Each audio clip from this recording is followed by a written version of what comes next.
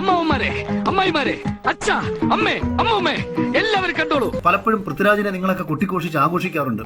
പൃഥ്വിരാജ് മലയാള സിനിമയ്ക്ക് എന്തോ വലിയ സംഭാവന ചെയ്തെന്ന് പറഞ്ഞ് ആഘോഷിക്കാറുണ്ട്.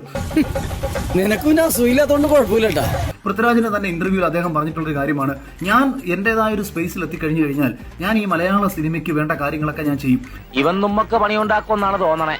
നോക്കൂ, നാളെ ഇതുവരെ ഒരു പുതിയ തലമുറയിൽപ്പെട്ട ഒരുവിന് വേണ്ടിയിട്ട് 5 പൈസ മുടക്കി ഒരു സിനിമ പോലും നിർമ്മിക്കാൻ താല്പര്യമില്ലാതെ സ്വന്തം കാര്യം മാത്രം നോക്കി ജീവിക്കുന്ന ഒരു നടൻ മാത്രമായിരുന്നു പൃഥ്വിരാജ് അവിടെ. പോയി ചത്തുടടാ. എന്തൊരു ബോർ ഏർപ്പാടാണിത്. അദ്ദേഹം ചെയ്തിട്ടുള്ള സിനിമകളിലെ നായകൻ മോഹൻലാലാണ്. അയാൾ ഒരു സിനിമ സംവിധാനം ചെയ്യുന്ന സമയത്ത് അയാൾക്ക് എന്തുകൊണ്ടൊരു പുതുമുഖങ്ങളെ വെച്ച് ചെയ്യാൻ കഴിഞ്ഞില്ല? അല്ലെങ്കിൽ അയാളുടെ നിർമ്മാണത്തിൽ ഒരു പുതുമുഖങ്ങളുടെ സിനിമ വന്നില്ല? നിനക്കിതിന് മാസക്കൂലിയ ദിവസക്കൂലിയ ഉളുപ്പുണ്ടടാ ചക്കണക്ക്. എന്നാ പോവാൻ നോക്കടാ. ഇപ്പുറത്ത് ഇന്ദ്രജിത്ത് എന്ന് പറയുന്ന കഴിവുള്ള തന്റെ സഹോദരന് വേണ്ടി പോലിട്ടും 10 പൈസ മുടക്കി ഒരു നിർമ്മാണ കമ്പനി, അദ്ദേഹത്തിന്റെ നിർമ്മാണ കമ്പനി സിനിമ ചെയ്തില്ല.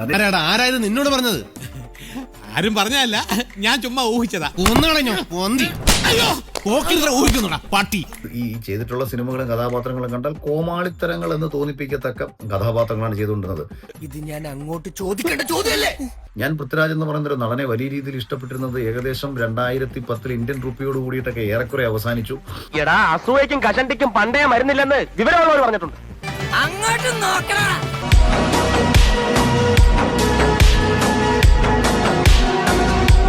നിന്റെ ഈ ഒരു പ്രവൃത്തിയാണ് അണ്ണ, നിന്നെ ഞാൻ വെറുത്ത് കേട്ടാ. എല്ലാ സിനിമകളിലും ഒരേപോലുള്ള ഭാവാഭിനയമാണ്, കൃത്രിമത്വം നിറഞ്ഞ അഭിനയങ്ങളും, നാടകം എന്ന് തോന്നിപ്പിക്കത്തക്ക സംഭാഷണ ഡെലിവറികളും ഒക്കെ തന്നെയാണ് പല കഥ. അതിൻ്റെ അകത്ത് അതാണ് അദ്ദേഹം നടൻ എന്ന രീതി ചെയ്തു വെച്ചിരിക്കുന്നത്. കൊച്ചുഞ്ഞിനെ അടിച്ച് പദം വരുത്തിയേച്ച് ഈ നെഞ്ചത്തോട്ട് കൃഷി ഇറക്കി അങ്ങനെ ഇപ്പൊ ആരും വിളവെടുപ്പ് നടത്തണ്ട. നടക്കുകയല്ല, കുരിശുപള്ളി മാതാവാണ് നടക്കുകയല്ല. ഇനി ആരും സൂത്രം കാണിച്ചാ.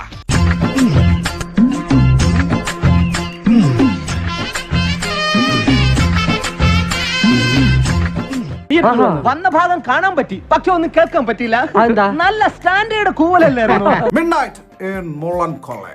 ഇനിയിപ്പോ ചേട്ടന്റെ കാര്യം പോക്കാ. നമ്മുടെ മാധവ് സുരേഷിന് ഒത്ത എതിരാളി, നല്ലൊരു മികച്ചൊരു വാഗ്ദാനം, എസ്പെഷ്യലി ഡയലോഗ് ഡെലിവറി. ഞാൻ എന്ത് ചെയ്യാനാ? നിങ്ങൾ എന്താണ്? നമ്മളെല്ലാം ഇവിടെ കിടന്ന് ചാവും. കോട്ടെ സാരല്ല, ഞാൻ മാത്രമേ കണ്ടുള്ളൂ. ഇനി ഇവിടെ നിന്ന് അഴിവണ്ടാവാ, നമുക്ക് അങ്ങോട്ട് മാറിയിക്കാം. കഴിവില്ലല്ലോ. അപ്പോൾ പിന്നെ ആകെ അറിയാവുന്ന പണി വായ്ത്താളം വിടലും പ്രൊഡ്യൂസേഴ്സിനെ പറ്റിക്കലും വീണ്ടും ഇങ്ങനെ പിടിച്ചു നിൽക്കലും സോഷ്യൽ മീഡിയയിൽ ലൈവ് വിട്ടിട്ട് റവന്യൂ ഉണ്ടാക്കലും മാത്രമാണ്. തളരരുത് രാമൻകുട്ടി, തളരരുത്. കലാകാരനല്ലാത്തവരെ സമൂഹം അംഗീകരിക്കില്ല. നീ സമാധാനിക്ക്. പറ്റിക്കുക, അതായത് കോടീശ്വരന്മാരായ പ്രൊഡ്യൂസർമാരെ ലക്ഷപ്രഭുക്കളാക്കി മാറ്റുക. അതാണ് അഖിൽമാരാറെ പോലുള്ള ആളുകളെ കൊണ്ട് കിട്ടുന്ന ഗുണം മലയാള സിനിമയ്ക്ക്. ആ വീരഭദ്രന് കണക്കിന് കിട്ടിയില്ലേ?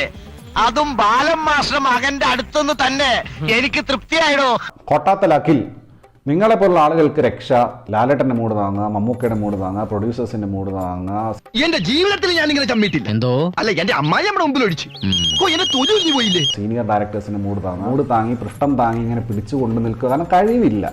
കാര്യം സത്യമാണെങ്കിലും എനിക്ക് അംഗീകരിച്ചു കൊടുക്കാൻ പറ്റുമോ? തൽക്കാലം ഇത്രയും മതി. വരട്ടെ.